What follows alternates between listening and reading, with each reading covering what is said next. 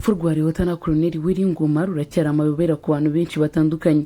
Ni nyuma y'uko umugore wamaze gutangaza neza ko nubwo bakomeje kubeshyira leta ya Kongo cyangwa FARDC ngo nibo bishe Liyetona Koloneli Uwiringoma, iki ngiki ari ikinyoma cyambaye ubusa ngo bo ubwabo aribo bamwigiciye. Ubwo ari kuvuga abakorana nabo harimo na Sultani Makenga. Ibi ngibi ni bimwe mu bintu bishobora kuba bigiye guteza imvururu cyangwa kutumvikana hagati muri 2023 rusange. Madamu wa Liyetona Koloneli Uwiringoma akomeje guhabya imbuga nkoranyambaga agira ati nubwo mutekereza neza ko umugabo wanjye yishwe na FARDC cyangwa n'izi ngabo za Kongo ari bo bamwivuganye. Amagambo yavuganye agahinda kenshi agira ati nubwo bwamwe butekereza neza ko leta ya Kongo ariyo yishe umugabo wanjye, gusa muri politiki ntabwo mubizi abangaba bakorana nabo ba Sultani Makenga n'abandi bakomeye cyane nibo bishe Liyetona Koloneli Uwiringoma. Amagambo yakomeje guhangayikisha abantu benshi agira ati ni gute Liyetona Koloneli Uwiringoma wari inshuti ya hafi ya Sultani Makenga, bikavuga ko ibitero biri kugabwa hirya no hino mu gace ka Masisi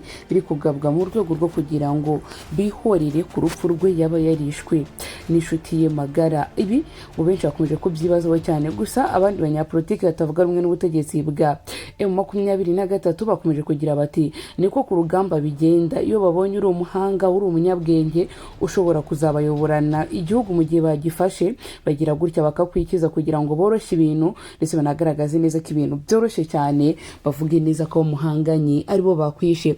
Bakomeje gutanga ingero z'abantu benshi batandukanye bagiye bicwa muri ubu buryo, nyamara bo bakavuga neza ko ngo n'ubundi ngo 2023 ariko ijye bigenza ngo harimo abantu bigize abahanga cyane mu bwicanyi, ngabangaba kandi bakaba ari abahanga mu kugerageza gukora ibikorwa bitandukanye aho bashobora kwica mwene wabo, bizuba bakavuga ko igitero cyagabwe ngari igitero cyahitanye ubuzima bw'abandi bantu, ngo bityo ngo leta ya Kongo akaba ari zimwe muri leta ziri kubagirira nabi mu bikorwa bitandukanye, ngo kuri politike ngo hatsinda bafite ibimenyetso ngo ntihatsinda abafite ukuri. Ubwo byose rero bikomeje kugaragara hirya no hino ku mbuga nkoranyambaga, umugore wa Sultani Makenga wakomeje kugira ati ibyo mwakoze byose ni ikibazo cyiza kigaragaza neza ko n'ubundi mushaka ko umugabo wanjye asubira inyuma cyangwa mudashaka ko dutera imbere, ngayo nguko rero ni muze mwicare duhanganire mu buryo bugaragara buri umwe wese. Bivuga neza ko uyu mugore wa Sultani Makenga yase ajya ku ruhande rwa leta ya Kongo, anavuga neza ko kandi urupfu rw'umugabo ari rumwe mu rupfu rwamuteye ubwoba rudasanzwe. Aragira ati nubwo mwe bimutekereza ko ibintu byoroshye, gusa ni ibintu bikomeye cyane. Ibaze kubura umuntu wasaga nk'inshuti yawe magara, gusa nanone inzandiko bagiye bandikirana zigaragaza neza ko abo bakorana nabo ariwe bamugambaniye. Ni gute umuntu ukorana nawe ashobora kukugambanira kuri uru rwego maze ukisanga wabuze ubuzima bwawe nk'uko benshi bakomeje kubyibaza. Benshi bakomeje kugira bati ni umuvuno cyangwa n'uburyo 2023 gikunda gukoresha mu gihe akomeje kugaragara ibibazo byinshi bitandukanye, mu gihe kandi akomeje kugaragara neza ko ibyo komeje kuba mu burasirazuba bwa Repubulika ya Demokarasi ya Kongo ari ikintu kidasanzwe. Bagerageza kwica umwe mu nshuti zabo, barangiza bagakomeza kuvugwa bagakomeza kubikora umunsi ku munsi uko bwije no ko bukeye, ngo nta munyapolitike n'umwe ukomeye wo muri 2023 wigeze wicwa na leta ya Kongo. Sibyo gusa rero mu makuru uri kuvuga mu burasirazuba bwa Repubulika ya Demokarasi ya Kongo biri kuvugwa neza ko kandi umutwe wa 2023 uri gusaba imiryango mpuzamahanga guhaguruka guhangana ndetse yewe no guharanira uburenganzira bwabo. Ni mu gihe kandi leta zunze ubumwe za Amerika zohereje umwe mu bajenerali bakomeye cyane kugira ngo ajye kujyana ibiganiro bidasanzwe na leta ya Kongo, bikavuga neza ko uyu nguyu ngo yiteguye kubafasha mu buryo bugaragarira buri mwe wese. Mu yandi makuru ari kuvugwa rero mu burasirazuba bwa Repubulika ya Demokarasi ya Kongo biri kuvugwa neza ko n'ubundi ngo habyutse hagabwa igitero muri aka gace ka Masisi, ngari igitero kidasanzwe kandi igitero cyari gikomeye cyane, ngo ni igitero kandi cyakomeza gakora ibishoboka byose kugira ngo kizabe igitero gikomeye mu burasirazuba bwa Repubulika ya Demokarasi ya Kongo.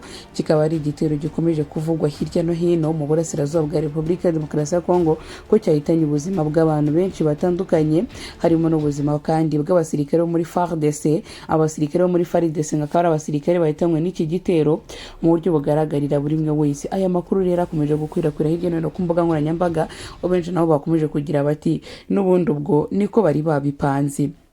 Izi nkuru ni zimwe mu nkuru zikomeje gutuma isi yose ikomeza kwibaza ku kuri ku bigendanye n'intambara iri kubera mu burasirazuba bwa Repubulika ya Demokarasi ya Kongo, aho benshi bakomeje kugira bati n'ubundi ibikomeje kubera mu burasirazuba bwa Repubulika ya Demokarasi ya Kongo ni ibintu biteye ubwoba kandi ni ibintu bidasanzwe. Bityo rero abakomeje kuvuga byinshi ku bigendanye na leta ya Kongo cyangwa leta ya Kinshasa nibashyira agatebe hasi nibicecekere, bitewe n'uko ibikomeje kuba byo ngo ari ibintu biteye ubwoba. Urupfu rwa Sultani Makenga na n'ubu ngubu ruracyagarukwaho n'abantu benshi, ngo ruracyari amayobera ku bantu benshi, aho umugore wamaze gukonfaminga cyangwa kwemeza neza ko ngo uyu nguyu yishwe n'abarwanyi barwaniraga ku ruhande rumwe. Ni mu gihe umwe mu basirikare bakomeye cyane mu gihugu cya Uganda akomeje kuvuga amagambo akomeye cyane agira ati ibyo leta ya Kongo yakoreye Sultani Makenga yamwishe urupfu rubi, gusa ni urupfu rutemewe n'amategeko y'intambara, ubwo bari gushaka ubundi buryo bicamo uyu mugabo mu buryo bugaragara bumwe wese, gusa ntibamwice muri ubu buryo. Izi ni zimwe mu nkuru zikomeje kuvugwa hirya no hino, abandi nabo bakomeje kugira bati ahubwo Sultani Makenga naho ni intwari ko yaragerageje kugaragara muri ibi bikorwa bitandukanye gutya, kandi afite n'abagambanyi batandukanye bakoranaga nawe umunsi ku munsi ko bwije no kubukeye. Mwakoze cyane kubana natwe.